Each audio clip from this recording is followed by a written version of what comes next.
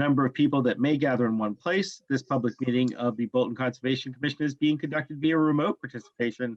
No in-person attendance of members of the public will be permitted, but the public can access this meeting while in progress by Zoom video communications. Members of the public attending this meeting virtually will also be allowed to make comments if they wish to do so during the portion of the hearing designated for public comment by telephone, cell phone, or personal computer using Zoom. That said, we will begin tonight, as we always do, with a roll call. I am Brian Barabee. Lori Stevenson. Emily Winter. And I'm Rebecca Payne. Hall. Who else do we have? William. Bill Payne. Thank you, Bill.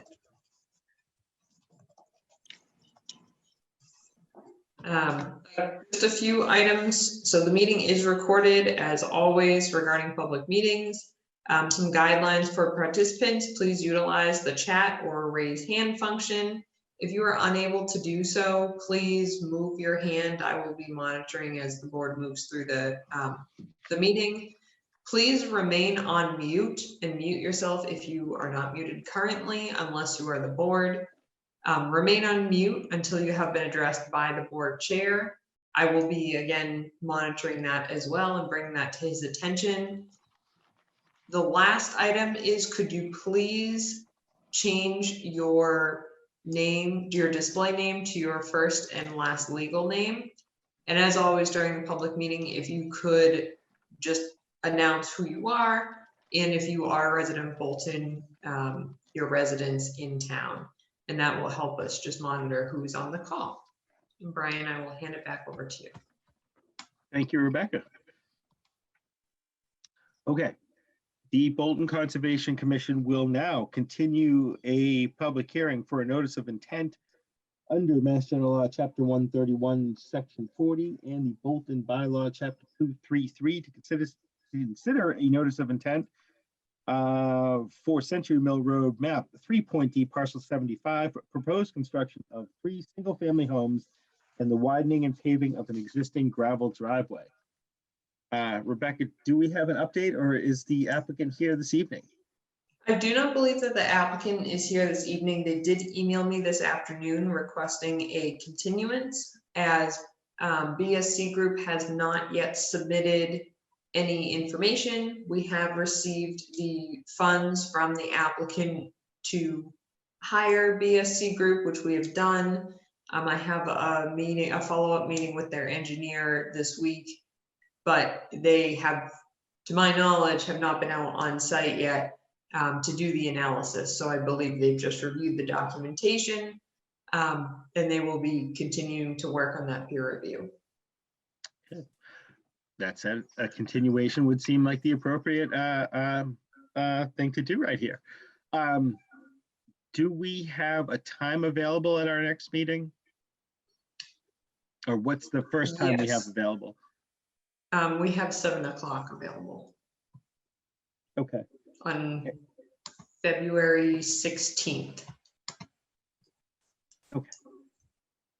In this case, I'd like to motion that we continue the public hearing for Century Mill Road, map 3.D, parcel 75, until our next public meeting, February 16th, 2021 at 7 o'clock p.m.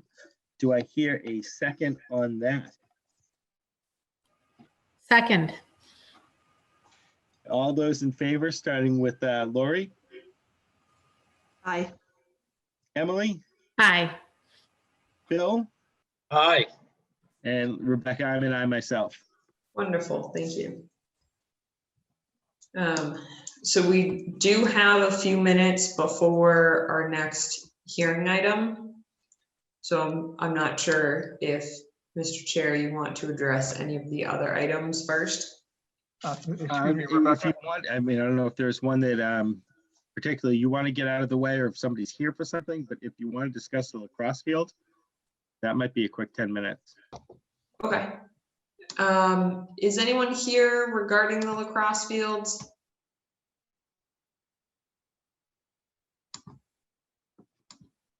I know Jason was going to be here, I believe. That's who I was corresponding with I'm not seeing anyone. Again, you can use the raise hand function or the chat function. I'm not seeing anyone. So I'll give a brief summary and then maybe we'll come back to it later if Please.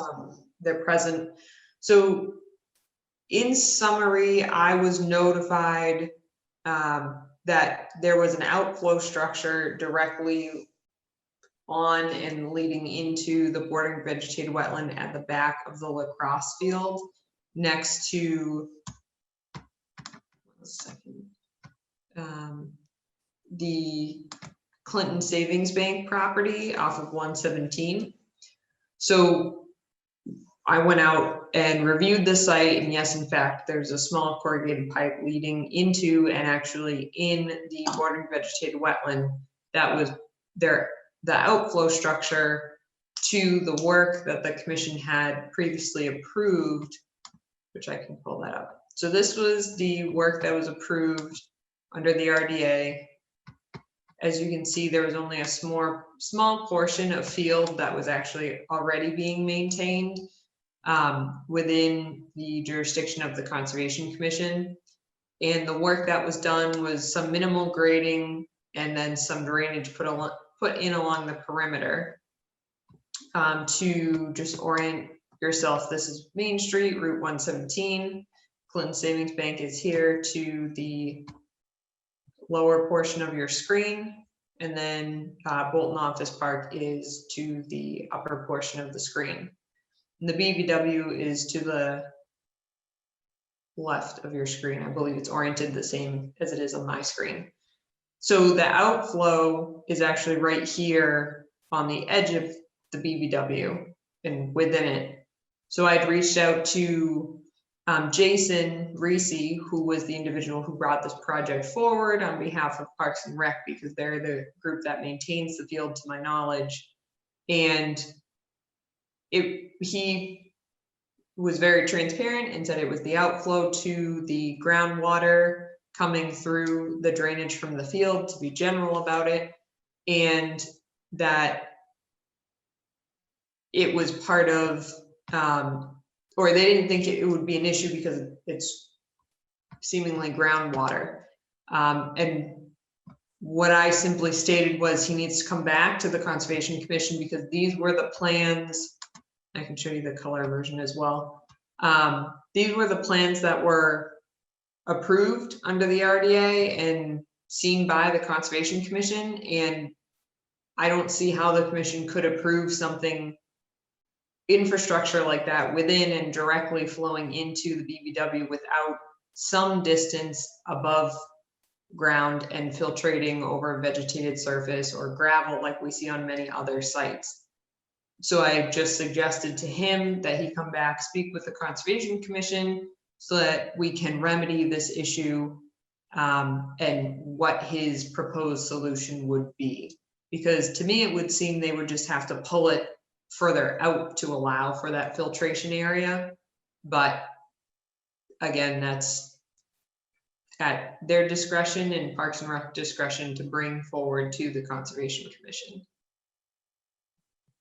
So I'm still not, that was my summary of the conversations and the update. I'm not seeing Jason Reese here.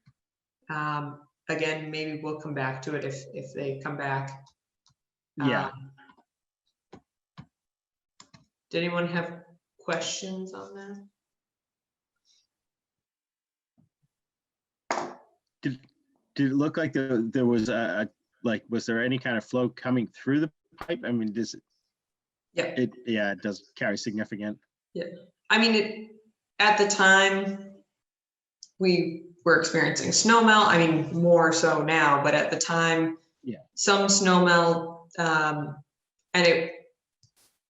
it wasn't a significant velocity pushing through that pipe, but there was flow coming through that pipe at the time.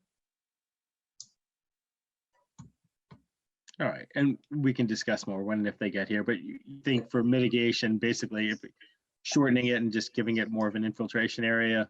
Yes. Okay, and we'll see what they propose. All right. Yes, we did have Jim Garrity state that he had a question in the chat, Brian. I don't know if he's still here, though. If he is, please take it. I believe he has left. Okay. So no longer relevant, apparently. I apologize. Yeah, I didn't open the first one up to comment just because it was continued. I didn't think to. Yep. I'm sure if he sends me an email, I can clarify if it's something straightforward. Yep. Did individuals have a chance to look at our January 19th and January 21st minutes? And if so, do you have any changes, questions, comments, typos, etc.?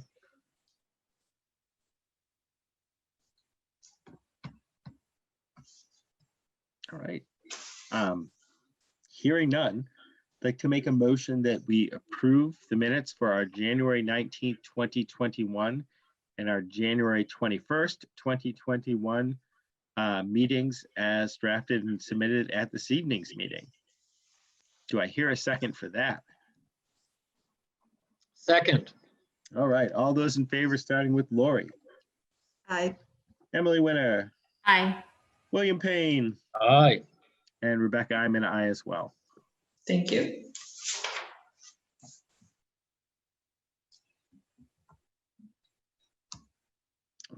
How are we on time? We have, oh, we're at 7:15. So if you want to open that now. I would love to.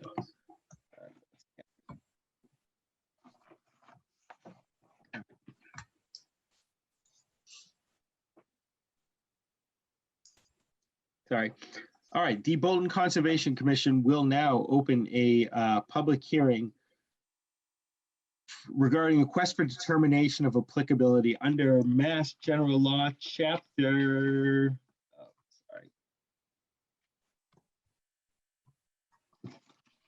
Under Mass General Law, Chapter 131, Section 40, and the Bolton Wetland Bylaw, Chapter 233. To consider a request for determination of applicability for the proposed installation of a well testing site located at 580 Main Street, map 4.C, parcel 24. Is there someone here representing the applicant or the applicant here this evening? Mr. Chairman, I am here representing the applicant, Phil Cordero from Allen & Major Associates. We're the civil site engineers on the project. How are you? I'm well, sir. How are you? Good. Could you give us a quick rundown of what you're proposing to do? I would be happy to, and it looks like you're flipping right to the slide, so I could probably speak right to the slide as opposed to sharing my screen. Mr. Chairman and members of the commission, we're requesting a determination of applicability, as you mentioned, solely focused under the Town of Bolton conservation bylaws for activities that would typically be considered exempt under the Wetlands Protection Act for the purposes of testing of a site for site suitability. We are working for an applicant that is looking to assess the property, and one of the most paramount items here on the property is the use of drinking water. So our request is solely focused on the ability to drill a 6-inch casing well that will allow us to extract water samples from the ground, both for testing of water quality and water quantity. So we are respective of, as you can see on the plan that's on the screen, the inset detail in the lower right corner.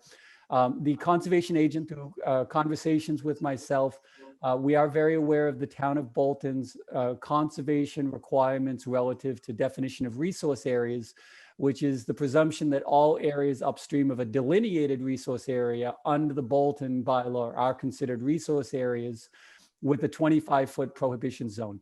What we're asking for is permission to drill the well casing right at the apex of the red line that's shown on that plan.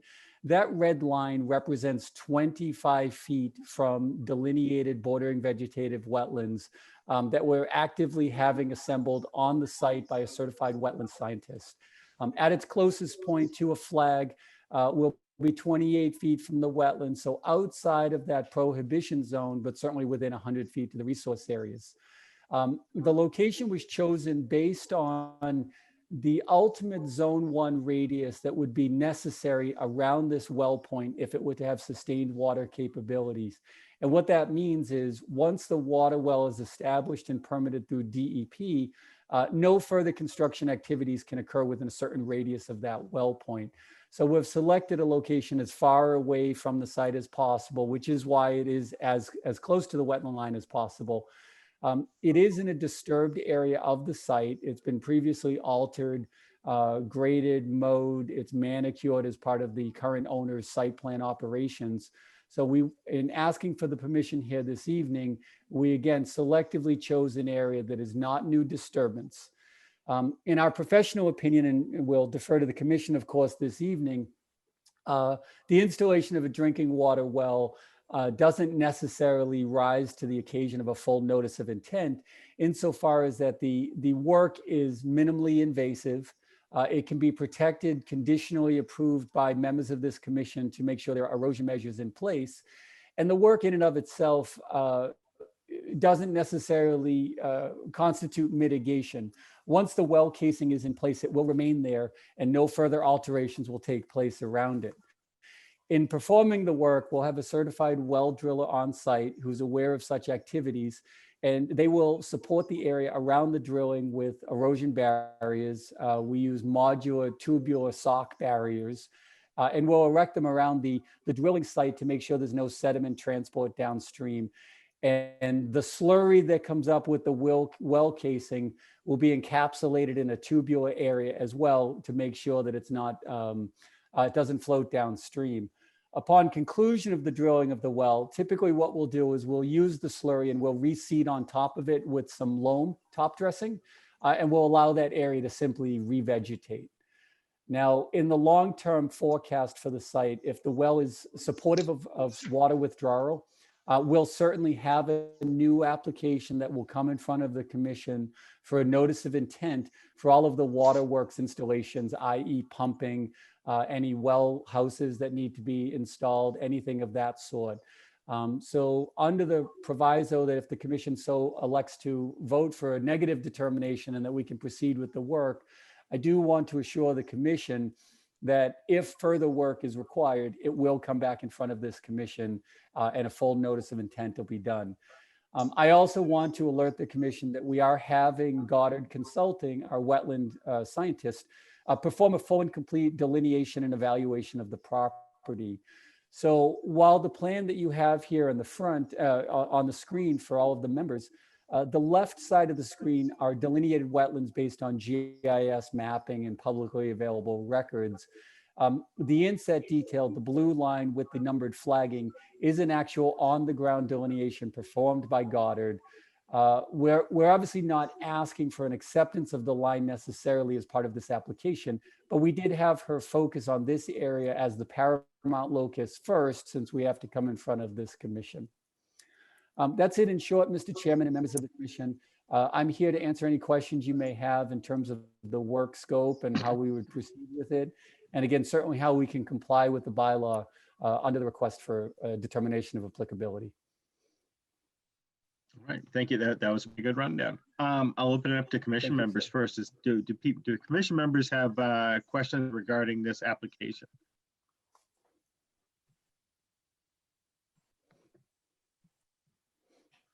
Okay. Rebecca, I would like to hear yours if possible. Sure. So because it is a testing site, I don't foresee major issues with that. And I was able to go out on site before this snowstorm hit, luckily. So the only question I guess I had seeing it in the field was, and you partially answered it by reflecting on the zone 1 requirements and setbacks.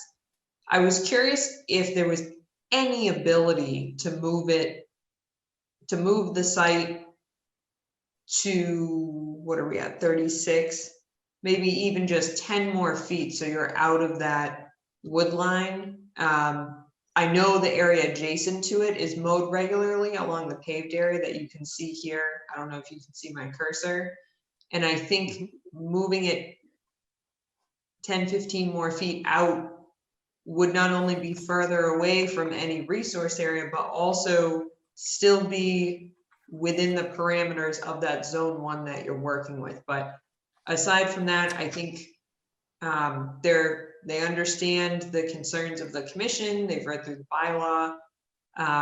My other question that you had brought up, and I think it's just a point of clarification, Phil, is when you're talking about trapping or containing the slurry on site, and that's something that can be annotated like prior to work, or the commission could add that as a condition, but where exactly are you proposing to do that? And if it is directly adjacent, as it typically is, to the well installation, I think that even more so pushes for, if we can, and you have the ability to move it out 10, 15 feet, I think that's even beneficial,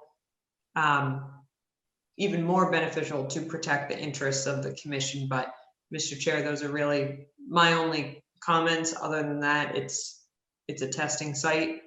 And like Phil stated, any other additional infrastructure has to come back before the commission anyway. But that would be my only concern, is being able to pull that out as far as we can, while still being able to maintain the location to an extent. And I'm curious, do you think that would be possible to pull it forward? I'm somewhat familiar with the sites and where it is mowed lawn right after the parking lot there. Would it be possible to pull it about 10 more feet or so to try to get it at the edge of that lawn? Mr. Chairman, to address the agent's question and your question as well, we're certainly amenable to work with the commission and find a suitable location.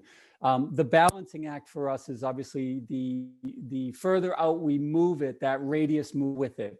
And once that well is established, it is likely going to be somewhere between 250, 300, 350 feet of zone 1 radius. So 10 feet may not seem like much of a difference, but it certainly can amount to quite a bit of difference when we're talking about any potential opportunities on the site. That having been said, I would want to just caution the commission. The graphic, the aerial photograph in the lower right-hand corner is slightly misleading in that it makes it look like the well is under tree canopy, which it's not. And I hope the agent can confirm that.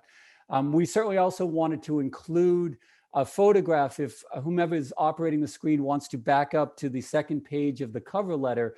We do have a snapshot of where the wellhead is actually located, and it's quite outside of the tree zone, just to confirm that it's not in there.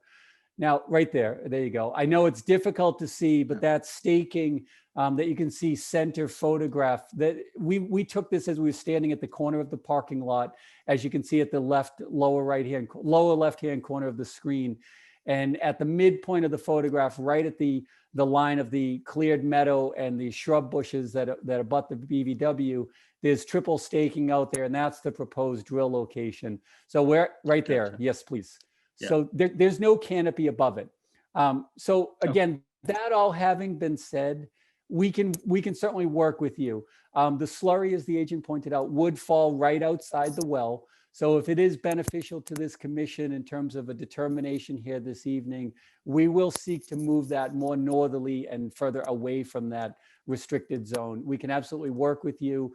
And prior to us drilling that, we can reach out to the agent and if the commission authorizes, ask her to come out to the site, not necessarily to approve the location, but just to go over with her what we're doing and where it is and how we've moved it in concurrence with the request here tonight. So very, very flexible to that. With the balancing act of, we don't want to go too much. We definitely understand you would want us to pull it away as much as possible, but we do need to be conservative as much as we can with you this evening relative to the zone 1 that would ultimately be created. But that was a long way of me saying, yes, we can work with you. All I right. apologize for the long-winded explanation. No, that's all right. And thank you for having Rebecca show some more of the pictures too. It's nice to see that it is. It looked like it was, like you said, under the tree canopy from what we were looking at originally there, but seeing where it is off the edge of the parking lot on the mowed lawn there and understanding for offsets, I'm not overly concerned. And especially this is just a test drill. Other members of the commission have Additional thoughts, comments, concerns? Okay. Rebecca is here from the public. Let me see. I actually have one more question I'd like Phil to address, if he would be so kind to do so, and if you feel it is appropriate, Mr. Chair, and that is why where the existing well location is and why that, if there is one, why that would not be sufficient to fulfill the needs of what their future plan is, just so that we have that on record. Through the chair, I can answer that question of the agent. It's all about We quantity. appreciate that. Yeah, we have 2 wells on site right now. Dependent on how the quantities are on site for any future master plan development, we need to determine what the maximum possible water withdrawal is. So the 2 wells that are on property now draw between 7,000 and 8,000 gallons each in terms of the permitted withdrawal. We want to see what this particular well in this location would be capable of. And then we would make a determination as to what is the right combination of wells. Is it this new well source that we're asking for permission here this evening? Is it maintaining those other 2 wells? Can those other 2 wells, their yield be increased? Do those wells need to come offline in favor of this well?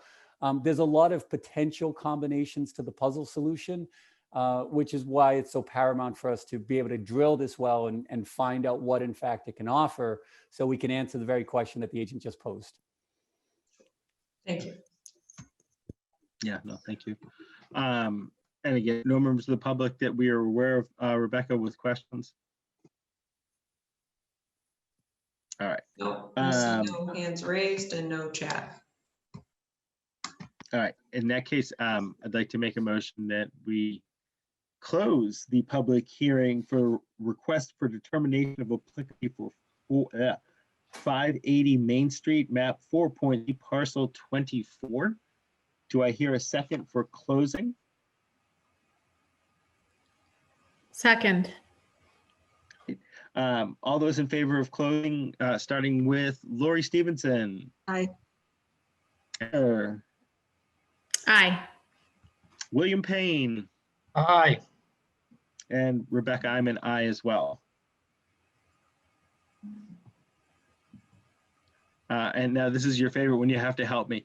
See, Okay. possibly, and I'll put it to the commission, a -3 or -5. Seems like it's a -3. Yep. Okay. So I'd like to make a motion that the commission have a, excuse me. Like to make a motion that the commission have a finding of issue a -3 finding for the request for determination for 580 Main Street with following conditions, that whatever slurry from the well drilling, from the drilling of the test well, be kept within erosion controls and outside of the resource area whenever possible.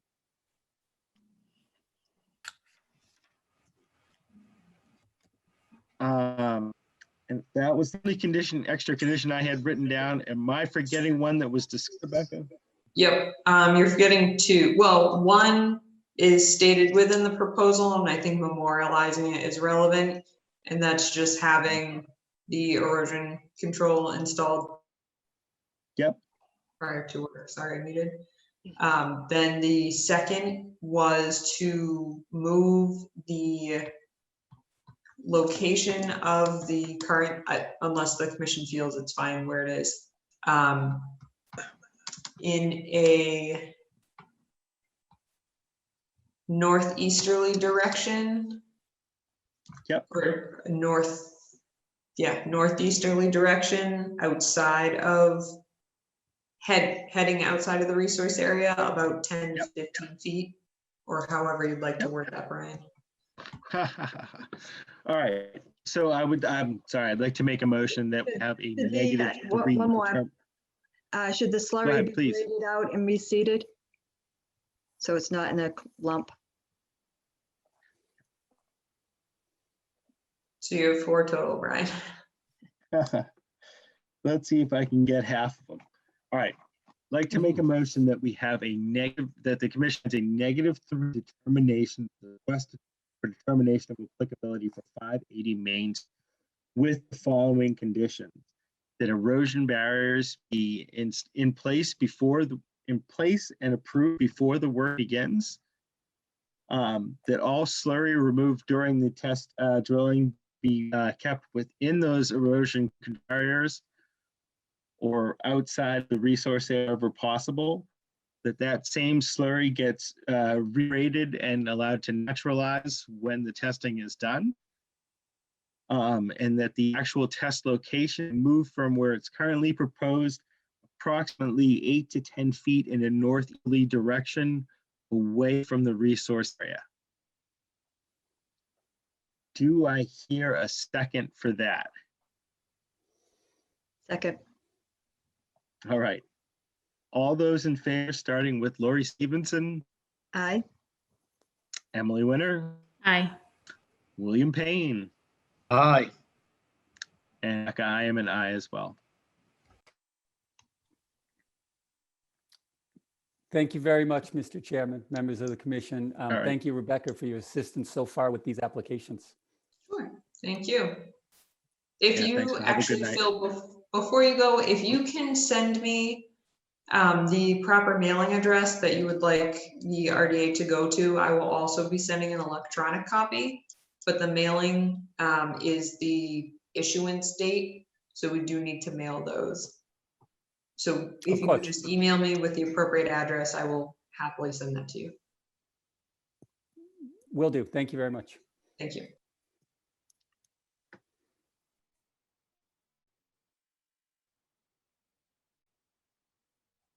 Okay.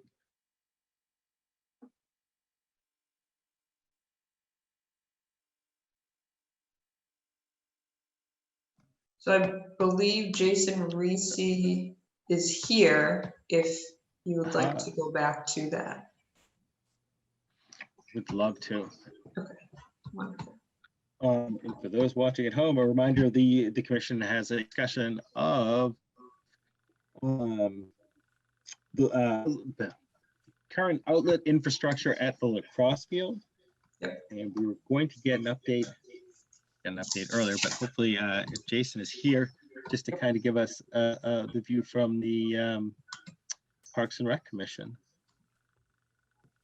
Sure. So I represent Neshoba Youth Lacrosse. We went through the Parks and Rec and then obviously Conservation when we wanted to do some regrading and leveling to the field there known as Tower Field. And in our original, thoughts and what we thought we conveyed correctly to the commission was we wanted to put in a French drain system, which runs about 100 feet up each side from the southern side of the field. So the left of your screen running up towards the road about 80 to 100 feet, and then across the back because that land is actually lower than the water behind it. So that pools quite regularly back there where that cursor is moving around. So in doing the French drains, we hired an outside company to come in, do the French drains. And my understanding now, after talking to Rebecca, is there is a pipe taking that drainage into the, I'm going to call it a pond. You guys are more technical, into the pond behind it. And was instructed that that's not right. But I figured after the last guy taking all the water out, we're just putting it back in, right? We're refilling. Yep.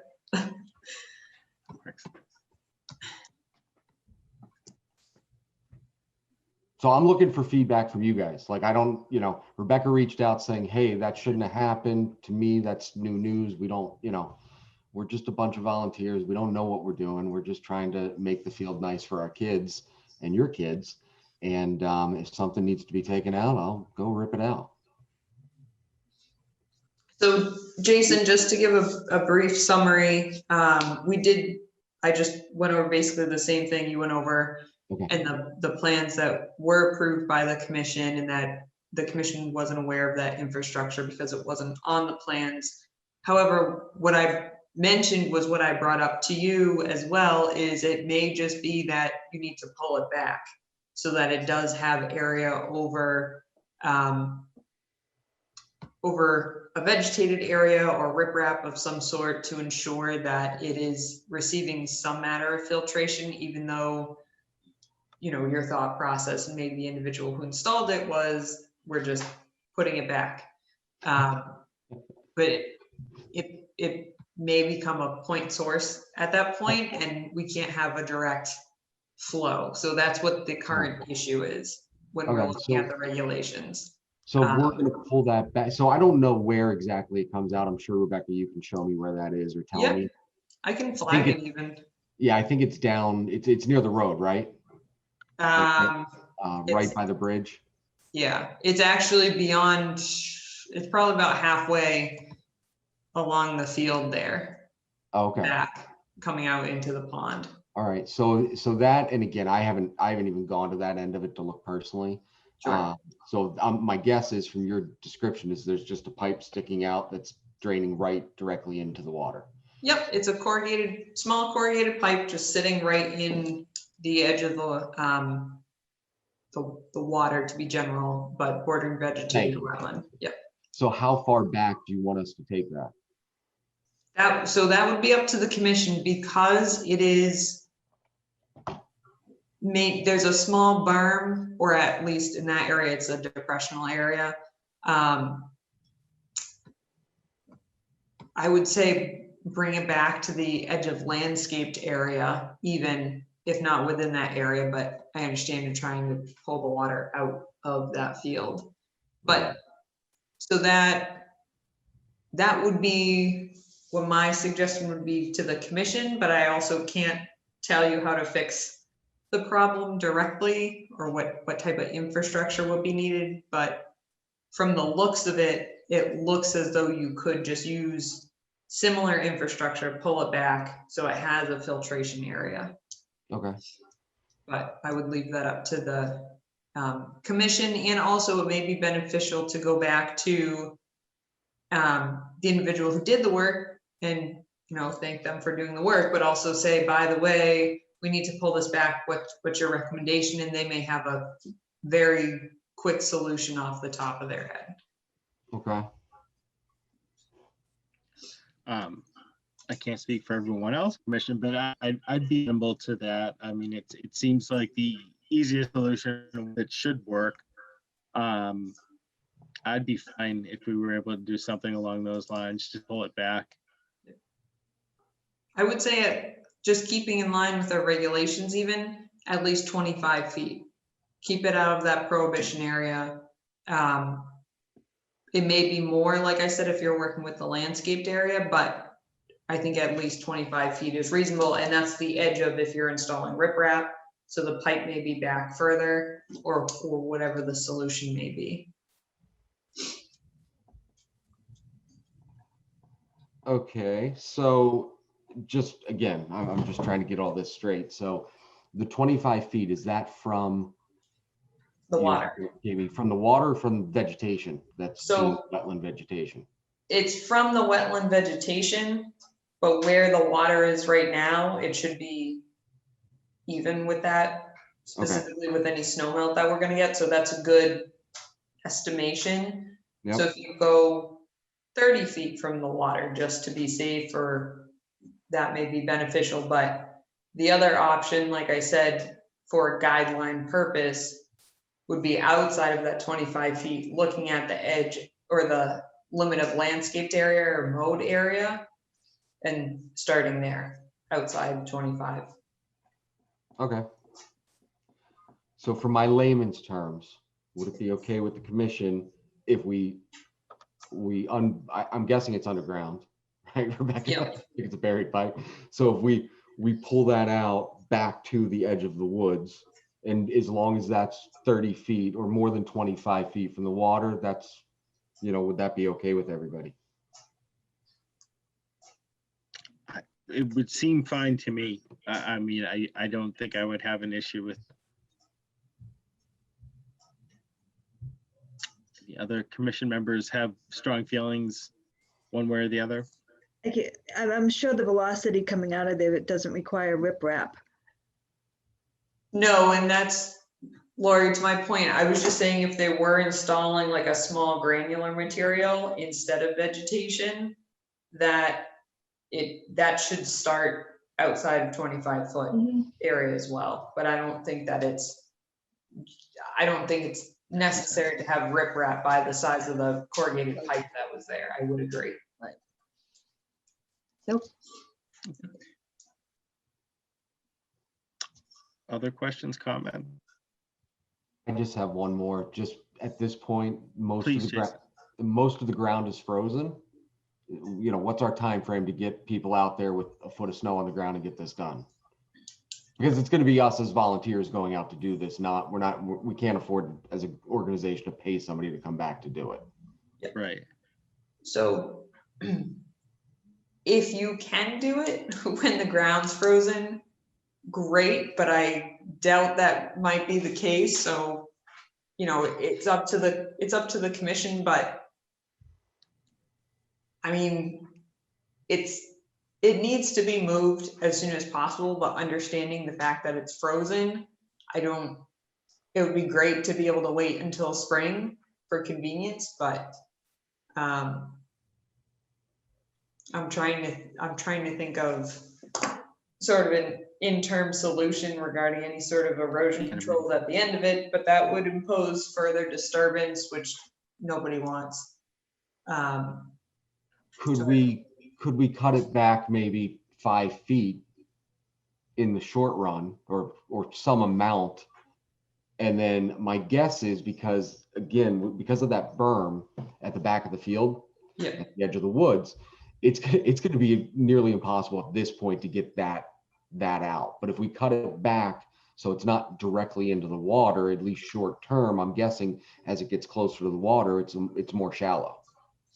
So if we can cut that back somewhat at this point or in the next week or two, and then, you know, as the ground thaws is my thought, you know, or the snow melts and we can get out there, you know, March-ish time frame, you know, assuming that, you know, we don't have more snow like this the rest of the year, but get out there in like March and we'll pull it back to that wood line. Would that be okay with everyone? That sounds fine to me. I would be amenable to that. Again, other commission members feel strongly one way or the other. Nope, that sounds fine. If the ground's frozen, it's not going to be running through that anyway. It's going to be going over the surface. It's not going to be seeping through, so. Yeah. I would be fine with that. I would only ask through the chair that either whether it be Parks and Rec or someone from the group you represent, Jason, just to make sure that as things do thaw, that we're not seeing significant erosion after it's cut back in that interim period before it's fully pulled back. Yep. But I think that's fine. Okay. Rebecca, do we have to do any kind of formal memorialization of this, or is just the public discussion tonight enough? I think the public That's discussion fine. is enough. If you would like to memorialize it in a vote at the next meeting, and I can issue a memo or a letter to Jason so that he has everything and it's straightforward, and then there's no questions as far as what was approved or not approved. Right. I would think that's probably the best way to go then. Okay. All right. Are there any members of the public here tonight that have questions regarding this particular project? I see no raised hands and no chat. Okay. In that case, Jason, does that make sense? It does. Yeah. Thank you very much for that. All So we'll get that done and get it done as soon as possible. Perfect. Rebecca will keep you in the loop as we do it. Wonderful. That is excellent. All right. Thank you so Thanks, much. Thanks for everyone. coming in tonight. Yeah. Have a great night. Thank you.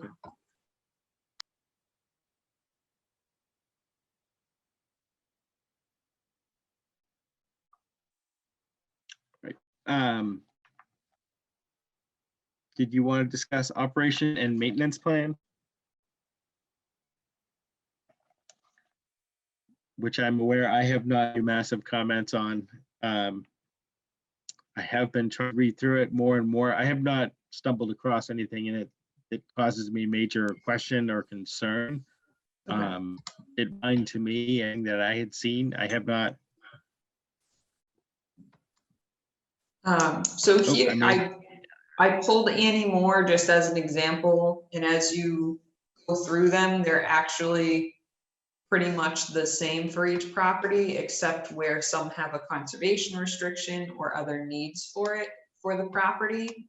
So a lot of it is just memorializing the monitoring efforts, sign replacement, mowing, throughout the year, because luckily we do have an awesome team of volunteers. We also have myself and the trust at times also assist. But in the event that we want to contract out, or that a volunteer wants to come in and offer their services, whether it be the senior tax rebate program or even summer interns, it would be beneficial to provide them with this document to say, you know, this is what we typically do this time of year, and going forward that it's more of a schedule. And it's also beneficial for me as well, because it keeps me on a schedule. Not that we have unexpected things that come up, but, and some of it is as well communication with DPW, where mowing may be involved, or tree removal, etc. It also does require and mention during, I mean, throughout the O&M plans for the properties that are adjacent to or contain resource areas, that we will file an order of conditions for the work, and that in turn would then reference the operation and maintenance plan. So that's the next step that this would roll into, so that we have plans going forward that are approved, because although we are the commission, we do need to follow the same rules and regulations, of course. So I'm not sure if any of the commission members had gotten to read this. I know there's been a lot of information going around in different projects, but if you have comments, please let me know now, or you can send me red line documents or comments via email. But I have drafted them for each of the conservation properties, so now it's just finalizing them.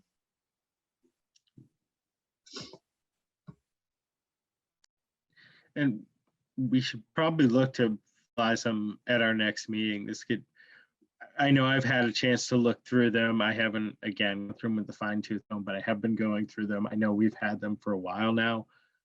So if people want to give them their final once over, let's try to memorialize these and vote on them hopefully at our next meeting. Everybody's okay with that, and we'll let Jeff know as well. Does that make sense to you as well, Rebecca? It does, and I was actually going to ask, just to hopefully ease the burden on your end as well, is what I can do, and unless you want to do sort of a mass approval, I can certainly break it up into like 3 or 4, even though they're generally the same, and then we can review and approve, so that it's not a 16 property approval, unless that's the way the commission wants to do it, but whatever is easiest for you. Why don't we attempt that way to, right, see if you like maybe 3 Okay. and email them out to us this week, and we will hopefully vote on those 3 at our meeting, and maybe you can throw another 3 at us at that point. Okay. And That's see great. if that works going forward. Sure. Excellent. I can do that. Work for everyone else, I should say. Anybody have thoughts or opinion on that one? All right. Okay, so moving on to the letter of support. Yes.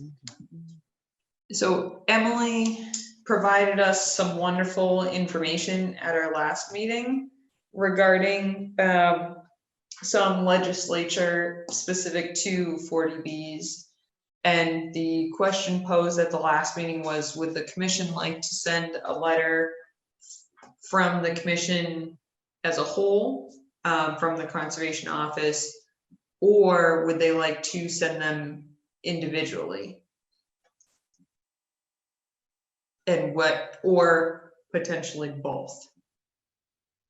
So the commission was going to make a decision at this meeting so that I could then draft it and provide it for the next, and then we can send it away if that's what the commission wishes. I'll ask everyone, but I tend to be an advocate for both, that I'll happily participate in sending one along a commission. I should. And then just encourage everyone, if you want to reach out to your rep individually, I think that would be great. On top of it, I think we should at least do one as a. Other members have thoughts? I agree, Brian. I think it would be great to have a letter from the commission. And then if anybody is willing and able to send a letter individually, that's a bonus. But I do think a letter from the commission would be very, very important. Okay.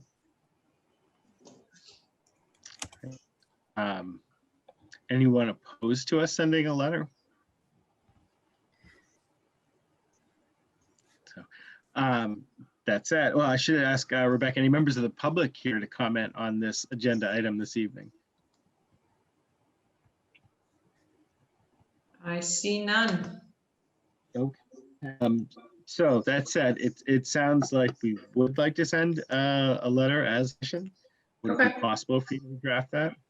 Yes, definitely.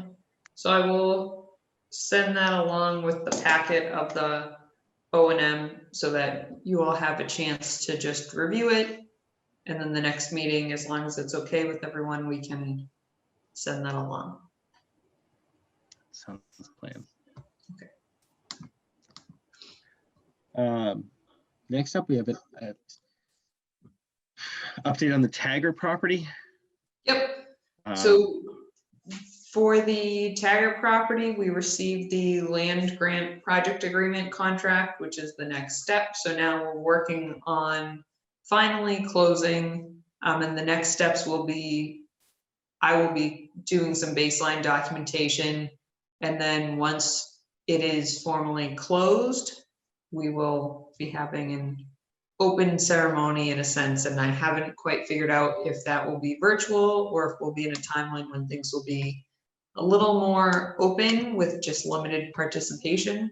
So actually it may be both virtual and in person, but getting down to the wire. So that's exciting. We'll hope for on that one. Well, while you're updating, would you like to do an update on the action grant? Sure. So the MVP action grant, I would encourage everyone and anyone to visit the project website, which is climateresilient.wix, W-I-X site.com with a /Apple Country. It is also available through our climate adaptation page on the conservation page of the town website. Currently, we have completed all site walks with our consultant team. We have drafted a report outline, and the consultants may be visiting going back to sites that have unique characteristics for further assessment, because we did come across some, which is exciting. And that's where we are. So the next steps will be the unique site visits, and then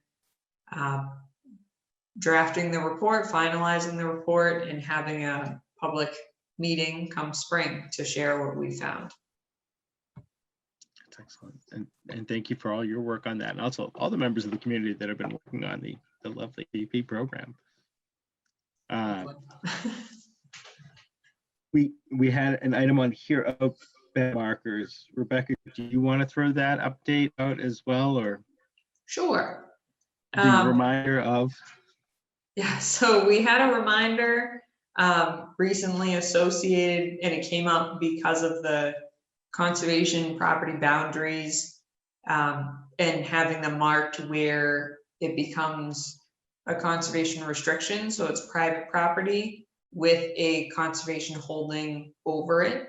So we are allowed to walk on the trails, as we all know, but we do want to remind individuals that whether you're on your own and deciding to explore off of the trail, you do need the private property owner's permission when you are on a conservation restriction. And dogs still need to be kept under control while they're on conservation properties to ensure that they stay on trail as well and out of private property, in particular on these conservation restriction areas that are owned by private property owners. You can think of it in a sense as a layer cake. So the top layer is the conservation restriction, the bottom layer is the private property owner. Also to ensure that your dogs are not harassing wildlife or negatively impacting the conservation values that are specific to the purpose of the property preserved, which again relates back to that conservation restriction and the reason why it was put in place. I also wanted to remind individuals that different conservation properties may be under a conservation restriction where others may not be, and it may have more restrictions to ensure that those conservation values are preserved. Again, that was something that was brought up. We will be placing crossing private property, please stay on trail signs in those specific locations where it's been an issue.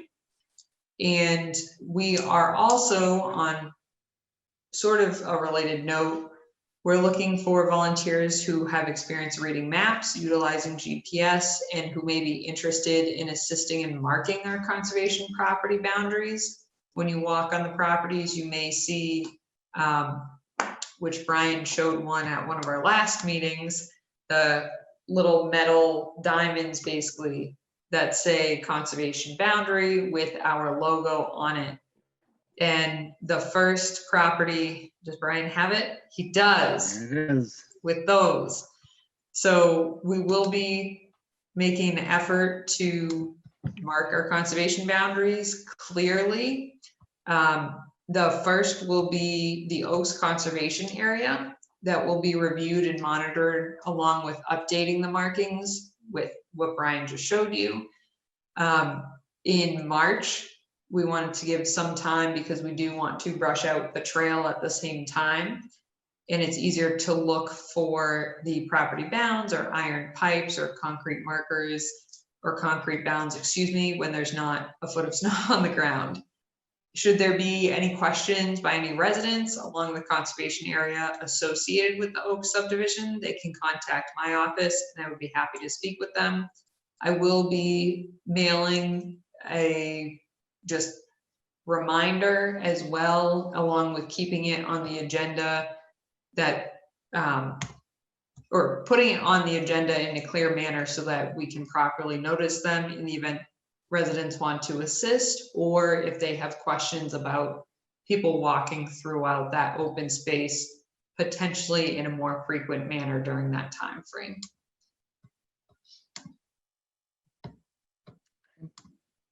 That is all I have. Thank you for all those updates. Yep. And good luck to people at the Oaks starting in March. Yep. Any other business? Nothing else remaining on our agenda. Anything we did not discuss this evening that we need to jump in on? Not that I can think of. Any commission members have any new business? Hearing none.